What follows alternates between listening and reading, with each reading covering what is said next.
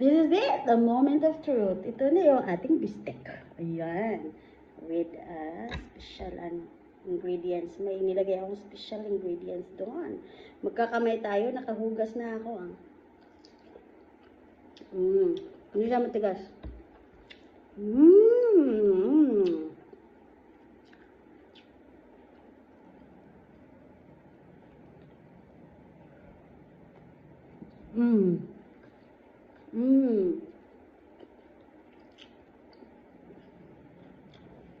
Dapat may side dish tayo.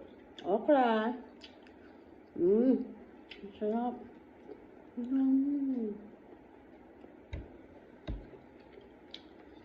Sarap. Ang sarap ng luto ko. Oh my God. Only rice.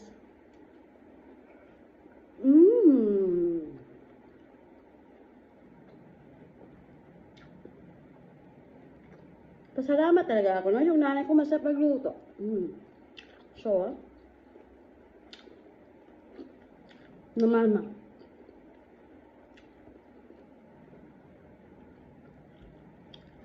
Ang sarap. Hindi siya matigas, guys.